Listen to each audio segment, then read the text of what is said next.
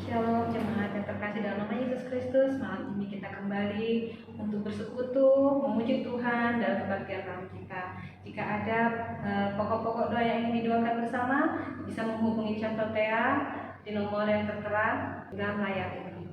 Untuk memulai ibadah kita, mari kita untuk saat teduh sejenak. Mari kita panjatkan pujian kita yang pertama, Pelangi Sehabis Hujan.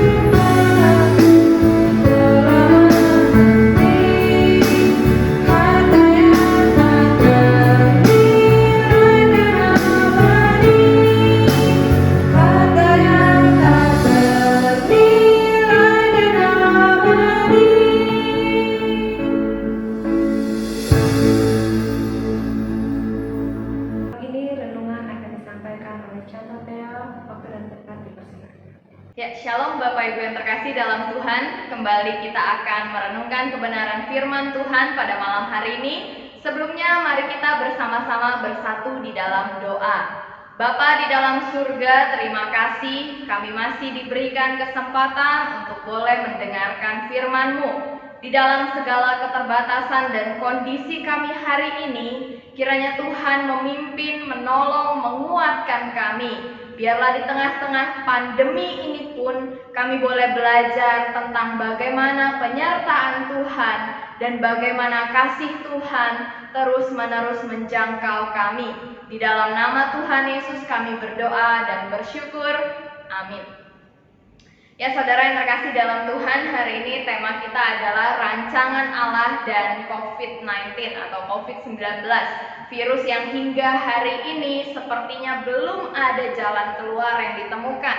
Kita masih terus-menerus dibuat gelisah dan kita masih terus-menerus dibuat menunggu tentang ada atau tidakkah kepastian vaksin dari COVID-19 ini. Tetapi saya harap di tengah-tengah situasi ini kita boleh belajar untuk semakin mengerti dan semakin mengenal bagaimana penyertaan Tuhan dan bagaimana rancangan Tuhan di dalam kondisi seperti ini. Untuk itu mari kita membuka di dalam Yohanes pasal 9 ayat 1 sampai 5. Orang yang buta sejak lahirnya. Waktu Yesus sedang lewat, ia melihat seorang yang buta sejak lahirnya.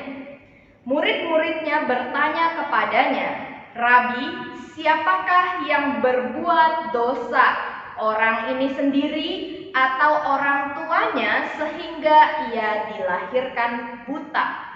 Jawab Yesus, "Bukan dia dan bukan juga orang tuanya, tetapi karena pekerjaan-pekerjaan Allah harus dinyatakan di dalam dia. Kita harus mengerjakan pekerjaan Dia yang mengutus aku selama masih siang. Akan datang malam di mana tidak ada seorang pun yang dapat bekerja. Selama aku di dalam dunia, akulah terang dunia." Nah, saudara yang terkasih dalam Tuhan, beberapa hari yang lalu di media sosial, khususnya di akun Medan Talk ya, saya sempat melihat bahwa hari itu di tanggal 3 kalau tidak salah, COVID di Indonesia pecah rekor dengan angka kenaikan dalam satu hari 3.600. Dan kalau kita melihat grafiknya, ini cukup mengerikan Bapak Ibu. Grafik yang mendata bagaimana pasien COVID terus-menerus bertambah, itu menunjukkan angka yang terus-menerus naik. Bulan lalu yang naik masih 2.000 per hari.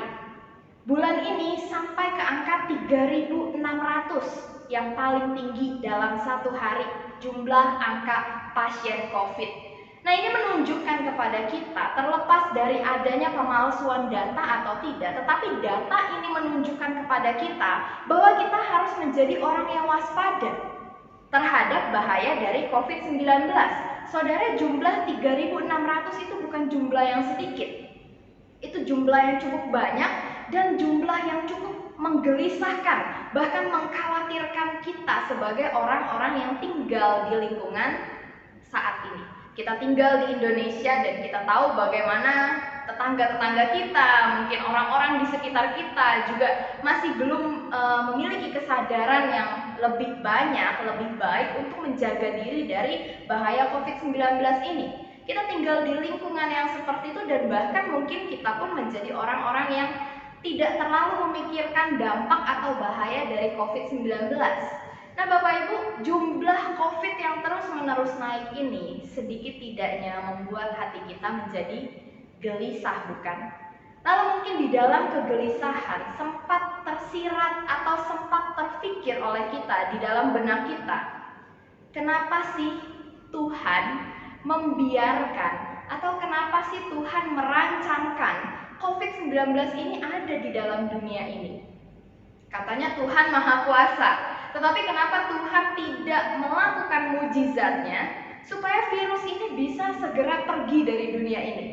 Mungkin di dalam benak kita juga berpikir, jika Tuhan itu baik, kenapa Tuhan tega melihat manusia yang Dia ciptakan mengalami penderitaan yang begitu besar karena COVID? Ada orang-orang yang hingga hari ini hatinya begitu terluka karena kehilangan orang yang dia kasihi.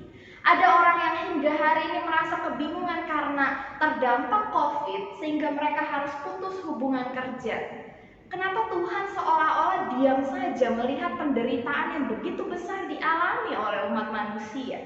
Lalu manusia mulai berpikir dan mencari, siapa ini yang salah? Siapa yang bisa dipersalahkan atas kondisi seperti ini?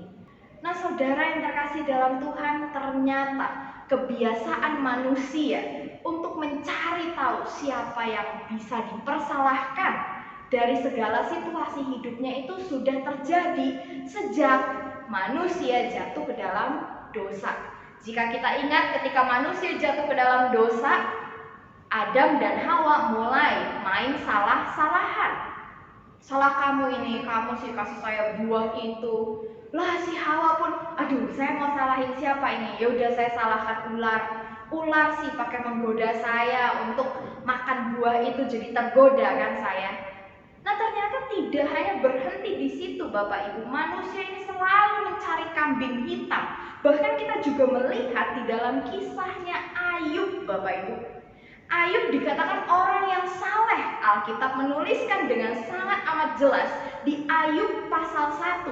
Ayub digambarkan sebagai seorang lelaki yang saleh. Bahkan dia begitu rajin memberikan korban persembahan untuk Tuhan. Dia berjaga-jaga, mana tahu anak-anaknya yang suka berpesta itu melakukan dosa. Maka Ayub sebagai seorang bapak yang baik, bapak yang saleh ini, dia membawa persembahan kepada Tuhan, mengakui dosanya dan mengakui dosa anak-anaknya di hadapan Tuhan. Dia persembahkan korban untuk Tuhan. Ayub begitu saleh Bapak Ibu. Lalu kita melihat role kehidupan Ayub itu berubah.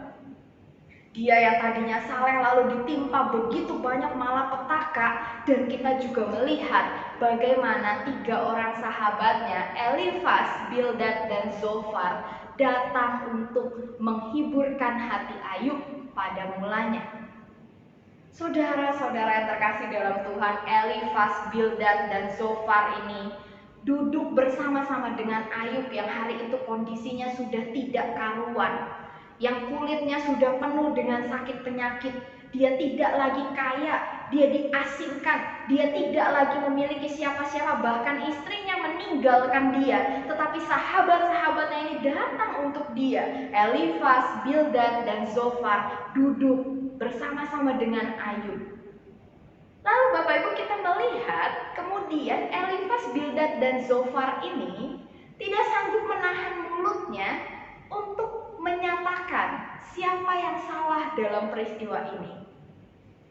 Kalau kita baca kitab Ayub dari pasal 1 sampai habis, kita akan melihat bagaimana Elifas, Bildad, dan Zofar mulai mempersalahkan Ayub atas segala peristiwa yang terjadi di dalam hidupnya. Bapak Ibu yang terkasih dalam Tuhan, Elifas, Bildad, dan Zofar ini berpendapat demikian. Ayub, kalau kamu gak punya dosa yang besar, Tuhan tidak akan menghukum kamu seperti ini. Ini pasti karena kamu tuh punya dosa yang sangat besar di hadapan Tuhan. Ayo udah akui aja, ngomong sama kita. Kamu ngelakuin dosa apa Ayub? Sampai Tuhan itu marahnya sebegitunya tuh sama kamu. Sampai kamu ditimpa berbagai malapetaka, bahkan semua hal yang kamu miliki itu hilang. Wah, ini dosamu tuh udah besar banget ini pastinya. Saudara, bukankah ini sangat dekat dengan kita hari ini? Kita seringkali berpikir begini Bapak Ibu. Kalau ada misalnya nih orang ya kena COVID gitu, kena COVID-19 gitu. Lalu mereka diisolasi atau sedang karantina. Pasti begitu kita misalnya teleponan atau video call gitu ya, kita sering, lu sih main di luar terus jadi kena COVID kan, lu sih bandel gak bisa dibilangin, gak suka pakai masker. Saudara, saya bukan meremehkan protokol kesehatan. Saya tahu protokol kesehatan itu sangat penting bagi kita. Tetapi Bapak Ibu, ada banyak kasus di mana ketika orang pun sudah menggunakan protokol kesehatan yang sangat ketat, tetapi tetap terkena COVID-19. Jadi saudara, ini bukan peristiwa yang karena saya nggak pakai masker maka saya kena COVID. Karena saya tidak jaga kesehatan maka saya kena COVID. Memang ini bisa bisa memiliki potensi supaya kita kena COVID gitu. Tetapi Bapak Ibu, di atas segalanya ada izin Tuhan. Bapak Ibu, jangan kita berpikir, saya kena COVID karena saya tidak pakai masker. Saya kena COVID karena mungkin saya ngumpul-ngumpul. Saya kena COVID bahkan mungkin karena Saya pelayanan di gereja tuh, kayaknya di gereja ada yang kena COVID tuh, makanya saya ketularan. Ada orang-orang yang mungkin berpikir demikian, tetapi Bapak Ibu, di atas segalanya kita harus berpikir segala sesuatu yang terjadi di dalam hidup kita, termasuk ketika seandainya, semisalnya suatu hari nanti ketika kita sudah berusaha semaksimal mungkin menjaga diri kita untuk terhindar dari COVID, tetapi tiba-tiba suatu hari kita terpapar, mari kita mengingat bahwa semuanya ada di dalam tangan kuasa Tuhan. Bapak Ibu, COVID-19 ini peristiwa yang begitu random. Tidak ada orang yang bisa mengatakan, oh saya udah jaga kesehatan, tidak akan bisa tertular. Oh saya hari ini saya sudah banyak makan sayur, saya sudah banyak olahraga, saya tidak akan tertular COVID. Tidak ada orang yang bisa mengatakan demikian. Ini peristiwa yang begitu random Bapak Ibu. Namun yang harus kita miliki di dalam pemikiran kita adalah di dalam peristiwa-peristiwa hidup kita ada rancangan Tuhan bagi kita, dan kita percaya rancangan Tuhan sekalipun berat untuk kita jalani, itu adalah rancangan yang baik bagi kita. Saudara yang terkasih dalam Tuhan, ketika kita berada di posisinya Ayub, kita sudah ditimpa berbagai malapetaka, mungkin kita ditimpa berbagai sakit penyakit. Lalu kita punya sahabat-sahabat kita tuh datang kepada kita, nih kamu melakukan dosa nih pasti nih. Ini pasti karena kamu malas pelayanan ini. Ini pasti karena kamu malas ke gereja ini, makanya kamu dihukum Tuhan seperti ini. Saudara yang terkasih dalam Tuhan, sakit penyakit bisa jadi memang peringatan dari Tuhan, dan bisa jadi memang hukuman dari Tuhan. Tetapi itu harus kita sadari berdasarkan refleksi pribadi kita dengan Tuhan. Maka tugas kita ketika menjenguk orang sakit, bukan kita menghakimi karena kamu begini, karena kamu begitu, karena kamu begini, karena kamu begitu. Bukan itu tugas kita. Tugas kita adalah mendoakan dan menghibur dengan firman Tuhan. Nah saudara, mari kita melihat di dalam perjanjian baru. Ketika Yesus sedang berjalan-jalan dengan muridnya, Yesus melihat orang yang buta sejak lahir.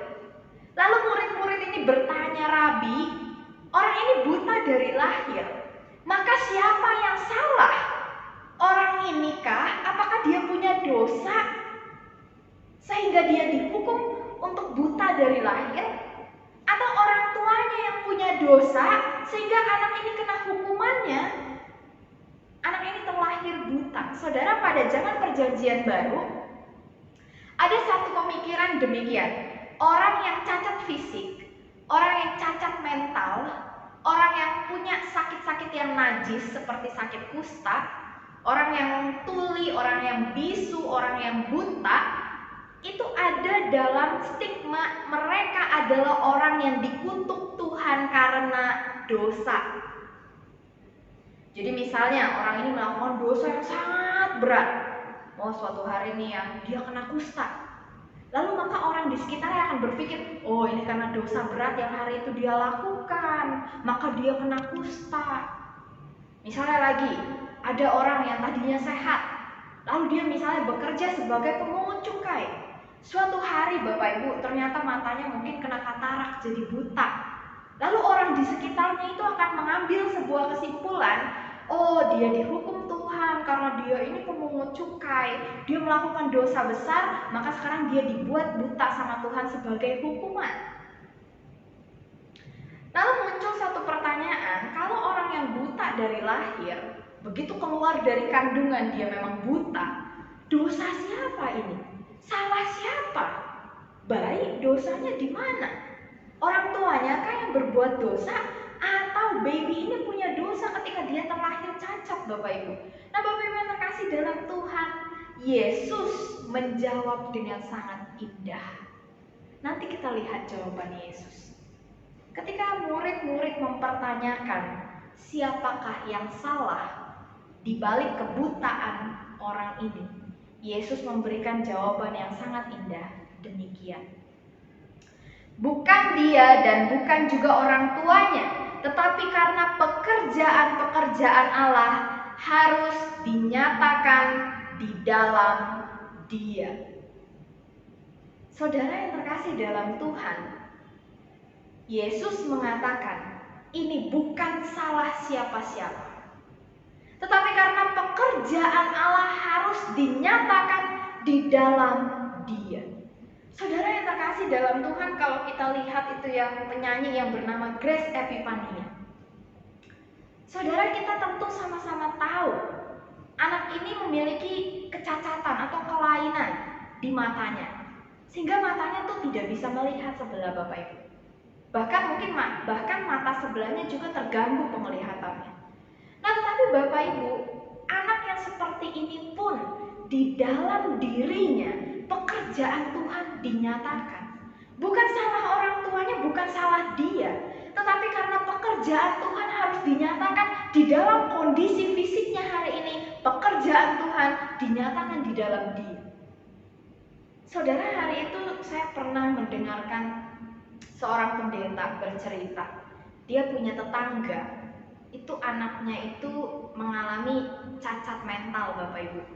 Jadi dari lahir normal, tetapi karena kecelakaan menjadi cacat dan sifatnya itu sangat seperti anak kecil. Padahal umurnya itu sudah sekitar 32 tahun. Tetapi dia hanya bisa menjerit kalau mau apa-apa. Terus dia tidak bisa melakukan apa-apa karena fungsi tangan dan kakinya sedikit terganggu. Jadi dia tidak leluasa bergerak. Yang dia bisa lakukan itu hanya menjerit Bapak Ibu. Dia bisa hanya menjerit dan menjerit. Lalu pendeta ini sebagai tetangganya, pendeta ini seringkali membesuk gitu ke rumah anak ini. Anak yang sudah cukup umur ini, yang seharusnya sudah menikah, yang seharusnya sudah bisa memberikan cucu kepada orang tuanya, tetapi hari ini hanya bisa menjerit. Lalu orang tuanya ini bertanya-tanya gitu. Ketika diskusi dengan pendeta ini, orang tuanya ini bertanya-tanya. Saya dulu ketika mendapati anak saya seperti ini, saya seringkali bertanya, apa maksud Tuhan? Saya salah apa sama Tuhan sampai-sampai kok anak saya jadi seperti ini? Saya punya salah apa sama Tuhan? Saya pelayanan rajin. Saya ke gereja tidak pernah lupa memberikan persembahan perpuluhan. Tapi kenapa Tuhan itu memberikan saya cobaan yang sepertinya begitu berat untuk saya lalui? Saya sempat bertanya-tanya kepada Tuhan. Tetapi hari ini, ketika saya melihat anak saya menemukan jawaban Tuhan di dalam dirinya. Sekalipun dirinya seperti itu, sekalipun dirinya anak yang mungkin orang merendahkan dia karena dia tidak bisa apa-apa. Dia hanya bisa menjerit dan mungkin saya pun terkadang marah. Karena menurut saya ini begitu sulit. Sulit untuk saya lalui, sulit untuk saya lewati, sulit untuk saya terima. Tetapi saya berangsur-angsur menemukan jawaban dari Tuhan. Tuhan melatih saya untuk mengasihi orang-orang yang demikian. Dulu saya berpikir kalau orang itu udah cacat mentalnya gak ada harganya. Dulu saya berpikir orang-orang kalau punya kelemahan fisik, misalnya dia cacat fisiknya, itu saya pandang sebelah mata. Tetapi hari ini dengan kondisi anak saya seperti ini, saya belajar bagaimana Tuhan itu mengasihi orang-orang seperti ini. Dan saya belajar bagaimana saya juga sebagai anak Tuhan harus mengasihi anak saya walaupun kondisinya seperti ini. Saudara yang terkasih dalam Tuhan, lama dari peristiwa itu, ibu ini ternyata membuka sebuah panti untuk menampung anak-anak berkebutuhan khusus. Nah, saudara yang terkasih dalam Tuhan, terkadang kita berpikir, orang yang seperti ini itu kenapa? Salah siapa Bapak Ibu? Anak yang terlahir cacat ini salah siapa? Bukan salah siapa-siapa. Tetapi pekerjaan Tuhan harus dinyatakan di dalam anak tersebut. Bapak Ibu yang terkasih dalam Tuhan, hari ini ketika kita menghadapi pandemi COVID-19, seharusnya kita juga bukan berpikir ini salah siapa. Salah saya apa sampai saya harus mengalami seperti ini? Tetapi mari kita sama-sama berpikir ada maksud dan pekerjaan Tuhan di dalamnya. Nah, saudara yang terkasih, kalau kita melihat hari-hari ini ya, ada begitu banyak orang bertanya-tanya siapa yang salah dalam peristiwa ini. Ada orang yang berpikir, wah ini karena dosa satu negara ini nih, negara yang ini nih, banyak banget dosanya nih, banyak ateisnya nih, makanya dihukum Tuhan. Waduh, hebat sekali kita tahu bagaimana ya siapa yang bersalah atas peristiwa ini. Wah, satu negara ini sangat salah ini, maka kita semua dihukum Tuhan. Tidak, Bapak Ibu, kita tidak boleh berpikir seperti demikian. Ada juga yang berpikir, wah ini konspirasi ini. Ada satu negara yang mau mencari keuntungan nih, makanya sekarang kita semua jadi kena imbasnya. Tidak, bukan porsi kita untuk berpikir seperti itu, Bapak Ibu. Lalu ada juga yang berpikir ini kecerobohan salah satu negara. Mereka membuat virus ya untuk menyerang satu negara, virusnya jebol gitu. Jadi akhirnya menyebar ke seluruh dunia. Tidak seperti itu, Bapak Ibu. Bahkan di dalam kondisi ini, ada juga yang mengatakan Tuhan yang salah. Satu-satunya yang bisa dipersalahkan hanyalah Tuhan. Saudara yang terkasih dalam Tuhan, kenapa banyak orang sibuk mencari siapa yang salah atas situasi ini? Bukan porsinya Anda dan saya untuk terus-menerus mengira-ngira, menjadikan satu objek sebagai kambing hitam atas segala peristiwa pahit yang terjadi pada dunia kita hari ini. Bukan porsinya kita, Bapak Ibu. Porsinya kita adalah, mari kita belajar. Ketika peristiwa ini terjadi, mari kita bersama-sama mengingat, merefleksikan diri. Apa yang Tuhan mau saya ingat melalui peristiwa ini? Apa yang Tuhan mau saya belajar dari peristiwa hari ini? Kita melihat dunia begitu menggelisahkan kondisinya. Apa yang harus saya pelajari dari kondisi ini? Mungkin sanak saudara kita divonis kena COVID. Apa yang saya harus pelajari dari kondisi ini? Mungkin dari antara kita juga ada yang sempat diisolasi atau dikarantina. Mari kita belajar apa yang bisa kita pelajari dari peristiwa ini. Pekerjaan Allah seperti apa yang bisa kita pelajari dari peristiwa seperti ini. Yang pertama adalah kita harus belajar. Manusia bukanlah pemegang kendali dan kuasa atas dunia dan seisinya. Saudara yang terkasih dalam Tuhan, ada satu negara, yaitu China, dikenal sebagai negara dengan perekonomian yang paling kuat. Dia memegang saham yang begitu besar. Dan bahkan ada seringkali orang bilang gitu ya, tidak ada yang bisa menjatuhkan harga saham di China. Karena China itu perekonomiannya begitu kuat, begitu super power. Tetapi hari ini kita melihat, karena kondisi COVID-19 ini, negara mana yang perekonomiannya aman, Bapak Ibu? Hampir semua negara perekonomiannya terguncang. Tidak ada negara yang betul-betul kuat untuk mempertahankan perekonomiannya. Sebelum pandemi COVID mungkin kita bisa dengan sombong mengatakan, wah tidak ada yang bisa menjatuhkan bisnis saya. Tidak ada yang bisa menjatuhkan kedudukan saya. Hari ini ketika pandemi COVID terjadi, kita melihat tidak ada negara yang cukup kuat untuk mempertahankan kondisinya. Bahkan tidak ada manusia pun, satu manusia pun yang cukup kuat untuk mempertahankan kondisi sehatnya hari ini, Bapak Ibu. Kita lihat banyak korban yang berjatuhan bukan dari kalangan bawah saja, tetapi dari kalangan yang super power, kalangan-kalangan yang tingkat atas, yang kesehatan itu sepertinya mudah sekali dibeli dengan begitu banyak harta kekayaan mereka. Tetapi kita melihat tidak ada orang yang cukup kuat untuk menghadapi pandemi ini. Maka dari itu kita dipertontonkan oleh Tuhan manusia yang begitu lemah bukanlah penguasa atas dunia dan seisinya. Tuhanlah satu-satunya yang menguasai dunia ini dan seisinya. Ketika Tuhan izinkan pandemi ini terjadi, maka tidak ada yang bisa menghentikan. Dan ketika nanti harinya tiba, Tuhan akan mengangkat pandemi ini, maka tidak ada yang bisa menunda. Mau ini konspirasi atau bukan, waktunya Tuhan bilang hilang, hilang semua. Tidak ada satupun manusia yang punya kuasa di dunia ini, Bapak Ibu. Pejabat, penguasa, presiden, tidak ada yang sanggup mempertahankan segala hal yang dimiliki hari ini, termasuk kesehatan. Jadi kita bukanlah penguasa di dalam dunia ini, Bapak Ibu.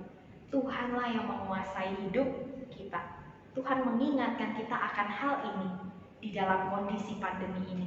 Lalu Tuhan juga mengingatkan kepada kita, tidak ada satu hal pun yang dapat memberikan jaminan pasti kepada manusia. Hari ini tidak ada jaminan orang yang pakai masker terus-menerus akan tetap aman dari COVID-19. Tetapi saya tidak menyarankan Anda juga untuk tidak pakai masker. Tetap usahakan pakai masker karena lebih baik mencegah daripada mengobati. Tetapi jangan kita beriman pada masker. Karena saya pakai masker ya, kemana-mana saya aman, saya tidak akan terhindar dari saya tidak akan terpapar COVID-19. Tidak boleh seperti itu. Tidak ada jaminan, Bapak Ibu. Karena saya udah olahraga, saya rajin gitu ya, saya rajin berjemur, maka saya akan terus terhindar dari COVID-19. Tidak ada jaminan. Jaminan hidup kita bukan dari apa yang kita lakukan untuk hidup kita. Jaminan hidup kita berasal dari Tuhan. Jika hari ini Tuhan mengizinkan kita sakit, kita percaya itu ada di dalam jaminan Tuhan, ada di dalam rancangan Tuhan yang indah, ada di dalam rancangan Tuhan yang baik dan sesuai dengan kemampuan kita hari ini. Lalu yang harus kita pelajari juga, akhir dari kehidupan harus betul-betul dipikirkan oleh setiap umat manusia. Dulu waktu kondisi tidak ada pandemi seperti ini, kita mungkin tidak pernah memikirkan kematian. Kita mungkin tidak pernah memikirkan gimana nih nanti kalau tiba-tiba saya divonis COVID lalu hidup saya tidak lama lagi. Tetapi melalui pandemi COVID ini, kita melihat bahwa kematian begitu dekat dengan setiap umat manusia. Dalam satu hari, kita melihat ada ratusan ribu orang meninggal karena COVID di seluruh dunia. Kematian begitu dekat dengan kita, maka kita harus memikirkan baik-baik. Kalau seandainya suatu saat Tuhan itu panggil saya, apa yang mau saya katakan sama Tuhan tentang hidup saya? Bagaimana saya mempertanggungjawabkan hidup saya di hadapan Tuhan? Ini harus kita betul-betul pikirkan, Bapak Ibu, karena kematian begitu random, begitu dekat. Banyak orang di sekitar kita berjatuhan karena COVID-19 ini.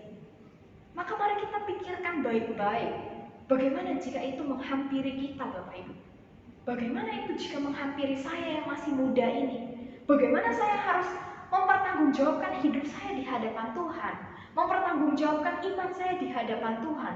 Kalau selama saya hidup saya masih suka melakukan hal-hal yang tidak menyenangkan hati Tuhan, saya masih suka pergi ke dukun, saya masih suka pergi main judi, saya masih suka melakukan hal-hal dosa yang membuat Tuhan itu sedih. Bagaimana saya mempertanggungjawabkannya?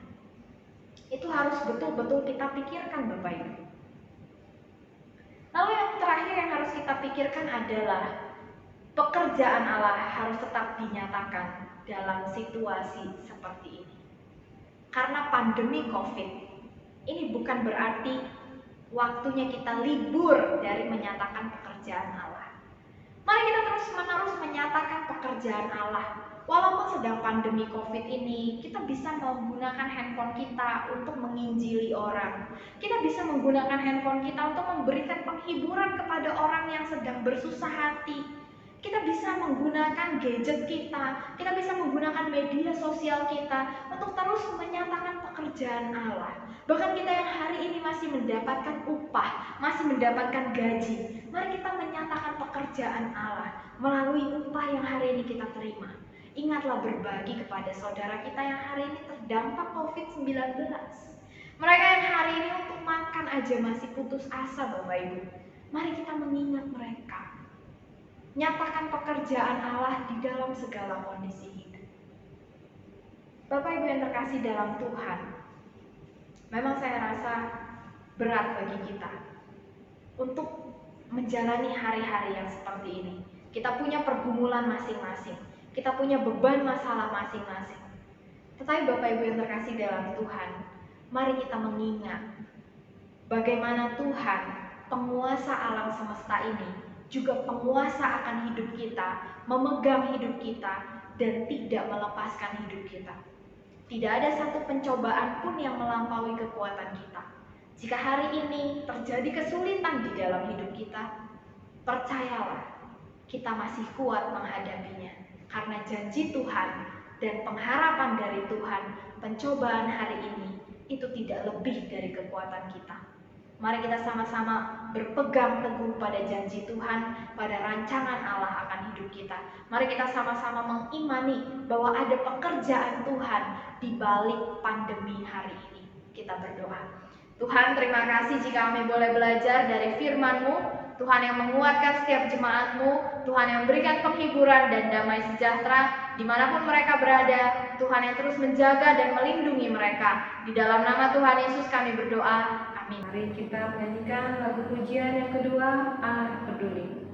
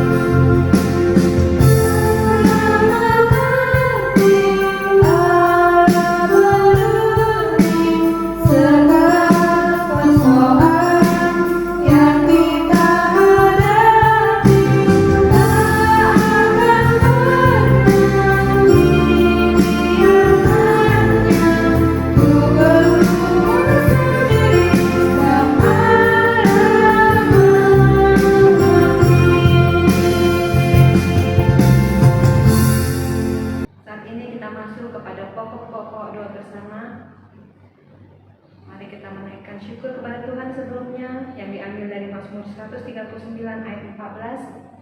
Aku bersyukur kepadamu oleh karena kejadianmu dahsyat dan ajaib. Ajaib apa yang kau buat dan jiwaku benar-benar menyadarinya. Doa yang kita panjatkan untuk pertama yaitu doa untuk bagi bangsa dan negara. Mari kita mendoakan presiden dan wakilnya agar terus diberikan kesehatan dan kebijaksanaan dalam mengatur negara kita. Mari kita juga mendoakan tim medis kita agar selalu dikuatkan dan diberikan penghiburan oleh Tuhan dalam melayani pasien-pasien COVID. Dan mari kita doakan kota kita ini, kota Medan, agar keluar dari zona merah, agar ibadah dan sekolah kita boleh berlangsung secara normal. Dan mari kita bersatu dengan Tuhan. Bapa yang baik, yang kami puji dalam nama Yesus Kristus, terima kasih Tuhan buat berkat-berkat-Mu yang Engkau curahkan bagi kami hari lepas hari. Tuhan, Engkau yang tahu apa yang terjadi dalam negara kami, dalam bangsa kami ini, dan semua negara-negara di dunia ini boleh juga merasakannya. Tuhan, tolong kami, tolong para pemimpin kami, berikan hikmat dan kebijaksanaan daripada-Mu. Jadikanlah mereka pemimpin-pemimpin yang memang khusus dipilih oleh Engkau Bapa, agar boleh mereka memimpin kami, membawa kami ke arah yang lebih baik. Berkati juga para dokter-dokter Bapa, para tenaga medis yang saat ini berjuang melayani para pasien-pasien yang terkena COVID. Kiranya Engkau yang memberikan kesehatan sempurna, memberi kekuatan, memberi penghiburan bagi mereka dan juga keluarganya. Dan beri kesembuhan bagi teman-teman kami yang saat ini Bapa sedang menderita. Kiranya Engkau memberkati obat yang mereka makan, memberkati keluarga mereka. Tuhan, kami juga mau berdoa. Kau tahu kerinduan kami Bapa, tolong lepaskan, bebaskan kami dari virus ini Tuhan, karena kami begitu rindu untuk bersama-sama bersekutu di tempat ini bersama teman-teman jemaat kami yang lain. Bapa, tolong dengarkan dan kabulkan doa permohonan kami ini, yang kami panjatkan hanya melalui nama anak-Mu kami Yesus Kristus, Juru Selamat kami yang hidup. Amin. Selanjutnya, mari kita berdoa buat gereja kita. Mari kita berdoa agar ibadah kita segera dapat normal terlaksana. Mari kita doakan juga para teman-teman tim rekaman ibadah online kita, kepada Lose Leni dan juga Lose Elizabeth, agar diberikan kekuatan dan kesehatan selalu. Mari juga kita mendoakan untuk pengkhotbah kita minggu ini kepada Contoh Tea, agar diberikan berkatnya dan dilindungi dan dipakai untuk memberi pelayanan yang terbaik buat kita semua. Mari kita bersatu dengan doa. Tuhan Yesus, kami datang kembali kepadamu. Kami mohon kepadamu Bapa, segera lalukan virus ini Tuhan, agar kami boleh beribadah seperti sedia kala Tuhan. Kami bersama-sama bernyanyi, menepuk tangan kami, mendengarkan firman kami, dan sama-sama melayani di tempat ini. Tuhan Yesus, kami berdoa saat ini untuk teman-teman kami yang begitu mau meluangkan waktunya untuk mengadakan rekaman ini Bapa, agar firman-Mu, agar taburan firman-Mu boleh kami peroleh setiap minggunya. Tuhan Yesus, berkati Lause Leni dan Lause Elizabeth, berkati mereka, berkati keluarganya. Dan kami juga mau berdoa buat Contoh Tea yang minggu ini akan menaburkan firman. Pakai dia Bapa, berkati dia, agar firman yang disampaikannya dapat kami mengerti dan kami tahu apa yang menjadi kehendak-Mu untuk kami lakukan dalam kehidupan kami. Berkati kami semua Bapa, hanya dalam nama anak Tuhan Yesus Kristus kami berdoa. Selanjutnya, mari kita doakan Ibu Eli sebagai pemimpin Sekolah Metodis 11 agar diberikan kesehatan selalu. Yang kedua, mari kita berdoa agar kerjasama antara orang tua dan sekolah dapat terjalin dengan baik dan harmonis. Yang ketiga, mari kita berdoa agar proses pembukaan SMA Metodis 11 agar segera dapat terwujud. Mari kita bersatu dalam doa. Bapa yang baik yang kami sembah dalam nama Yesus Kristus, kami datang menundukkan kepala Bapa, karena kami tahu hanya kepadamu kami boleh memohon dan meminta.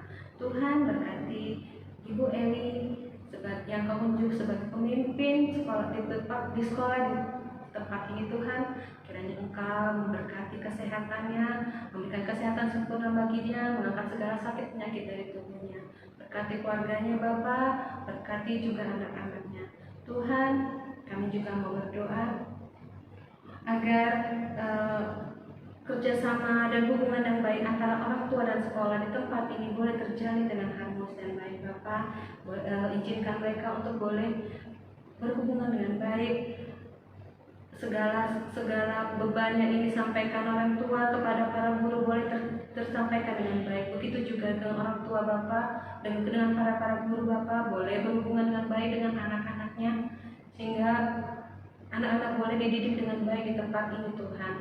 Tuhan, kami juga mau berdoa buat proses pembukaan SMA Metodis 11 yang selama ini tertunda. Engkau boleh berkati Bapak, Engkau boleh lancarkan segala keperluannya Bapak, segala izin-izinnya boleh Engkau selesaikan. Kami yakin dan percaya Engkau kehendak-Mu lah yang boleh terjadi atas sekolah ini. Tuhan Yesus, Engkau lancarkan segala prosesnya, sehingga kerinduan anak-anak kami yang boleh bersekolah di tempat ini di jenjang SMA boleh segera terwujud.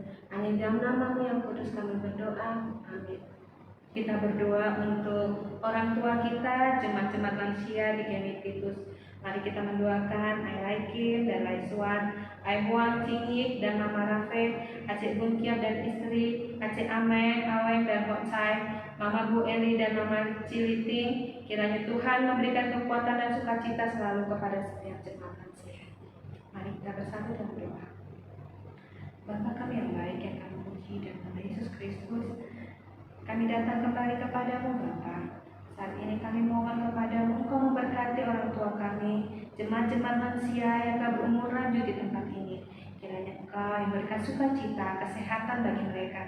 Ajari kami Bapa untuk boleh memberikan yang terbaik kepada orang tua kami yang ada di tempat ini. Kiranya Engkau memberikan kesehatan kepada mereka Tuhan, mengangkat segala sakit penyakit dari mereka. Izinkan kami Bapa untuk boleh bersama-sama bersekutu dengan orang tua kami di tempat ini. Kiranya Engkau memberkati Ailaikin, Laiswan, Aihuan Cingyi dan Mama Rafe, Acik Bukwa dan istri, Acik Ameng, Aweng dan Hotsai, kepada Ibu Bu Eli dan Mama Cicili Iting dan orang tua kami yang tidak kami sebutkan namanya. Kiranya Tuhan yang menyertai dan memberkati mereka semua. Hanya dalam nama-Mu Tuhan Yesus kami memohon dan meminta berkat-Mu. Dan memohon kudus. Selanjutnya, mari kita berdoa untuk anak-anak kita kaum PGMI Titus. Mari kita mendoakan Hafil Chandra agar Tuhan terus memberikan semangat kepadanya untuk dapat meneruskan sekolahnya. Mari kita mendoakan supaya muda-mudi kita terus memiliki semangat baik dalam sekolah, kuliah, dan pekerjaan. Biarlah mereka boleh semakin bijak dalam masa muda mereka. Doakan agar muda-mudi GMI Titus tidak jatuh dalam pergaulan bebas. Mari kita bersatu doa.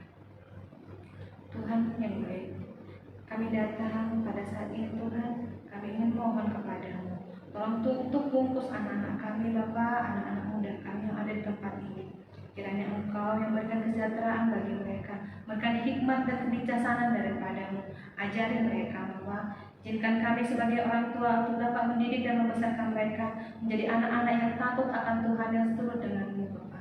Berkati pendidikan mereka, berkati impian dan cita-cita mereka. Engkau yang membimbing mengajari mereka agar mereka mampu meraih cita-citanya, hingga mereka boleh berguna buat keluarga, negara, terlebih lagi untuk kemuliaan nama-Mu Tuhanku. Tuhan Yesus, berkati anak kami Calvin Chandra. Tolong pakai dia Bapa, tolong berikan semangat padanya agar dia mau meneruskan sekolahnya dengan baik. Kami berdoa Bapa buat anak-anak kami di tempat ini. Tuhan kiranya membimbing rohani mereka, membimbing hati mereka agar mereka terjauh dari pergaulan bebas yang sekarang ini Bapa semakin menyusahkan kami hati orang tuanya. Tolong Bapa, tolong Tuhan Yesus, tutup bungkus anak kami. Kami serahkan anak kami Bapa, hidupnya, nyawanya, dan jiwanya hanya ke tangan pengasihan-Mu saja. Hanya dalam nama-Mu yang kudus kami memohon kepada-Mu Tuhan Yesus. Amin. Yang keenam, mari kita berdoa untuk kita sebagai jemaat yang Titus di tempat ini.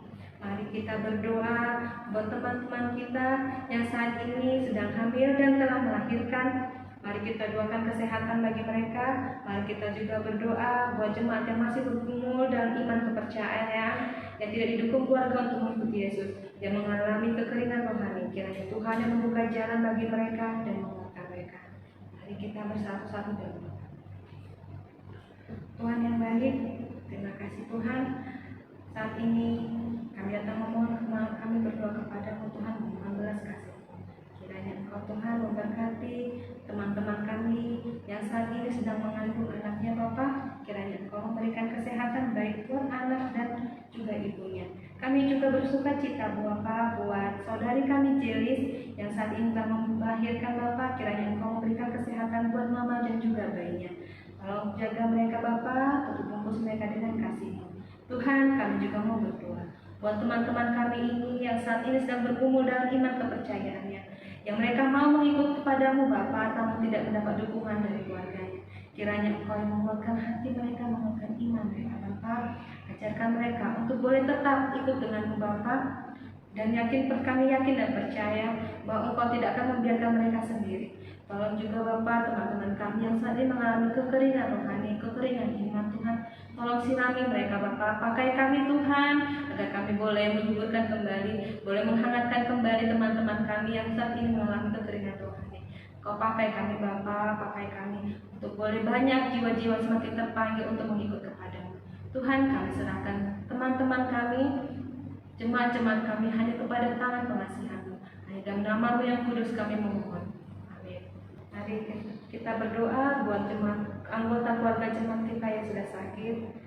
Untuk Bapak Petrus yang saat ini menjalani proses cuci darah, kepada Bapak Ian Choi untuk iman, kepercayaan dan kesehatannya, untuk Mama Kavin untuk pemulihan pasca operasi, untuk kepada Papa Kowilis iman, kepercayaan dan kesehatan, kepada Mama Sylvia penyumbatan dan pembuluh darah.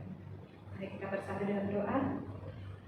Tuhan Yesus, kami saat ini berdoa mohon berkat-Mu karena kami yakin Engkau lah tabib yang hebat Tuhan. Tuhan, tolong pegang kami Tuhan, sembuhkan kami, kuduskan kami. Teman-teman kami yang saat ini dalam kesehatan sedang kadang-kadang sakit, kiranya Engkau yang mengangkat segala sakit penyakitnya. Orang yang membiru-biru kami percaya Tuhan, mereka akan boleh disembuhkan. Bapak Petrus Bapak, kiranya Engkau memberkati proses cuci darahnya. Bapak berkati juga Pak Yonce yang saat ini sedang sakit, kiranya memberikan kesehatan, dan Bapak tolong imannya agar dia semakin percaya akan kebesaran nama-Mu. Kepada Mama Kavin juga Bapak yang baru selesai operasi, kiranya Engkau memulihkannya Bapak, memberi dia kesehatan sempurna. Kepada papanya Kowilis, kiranya Engkau memberikan kesehatan yang sempurna baginya dan menguatkan iman percayanya hanya kepadamu saja. Dan kepada Mama Sylvia, kiranya Engkau mengobatinya atas penyakit penyumbatan pembuluh darahnya Tuhan. Tolong sembuhkan Bapak, tolong kuatkan. Kami serahkan seluruh orang tua kami, setiap jemaat kami yang saat ini sedang sakit Tuhan, kepadamu, karena kami yakin dan percaya hanya oleh kuasa-Mu kami pasti sembuhkan. Tidak ada yang mustahil bagi-Mu Tuhan Yesus. Tuhan, kami serahkan anggota keluarga kami hanya kepadamu saja. Hanya dalam nama-Mu Yesus Kristus kami berdoa. Amin. Yang terakhir, mari kita berdoa kepada jemaat kita yang sedang sakit juga, yaitu kepada untuk Saudara Juliati, adik Bu Eli yang saat ini proses kemoterapi, kepada Aime Hua di Marinda, pembengkakan di perut, dan kepada Papa CIT untuk iman dan kesehatannya. Pada Mini Kakak CIT untuk kesehatan dan iman kepercayaan. Mari kita bersatu dalam doa. Tuhan yang baik, kami datang kembali kepadamu untuk memohon kasih-Mu Bapa, agar kiranya Engkau memilih kami, menopangkan tangan atas kami. Bapa, begitu banyak kami yang sedang sakit Bapa, kiranya Engkau yang menyembuhkan kami. Kami mohon kepadamu untuk saudari kami Juliati, kiranya Engkau memberikan kekuatan, memberikan semangat Bapa, memberikan hati yang gembira, agar dia dapat menjalani proses kemoterapinya dengan baik, sehingga ia boleh dengan nyata hanya karena kasih-Mu dia boleh sembuh. Kami juga mau berdoa buat Aime Hua Bapak yang saat ini mengalami pembengkakan di perutnya.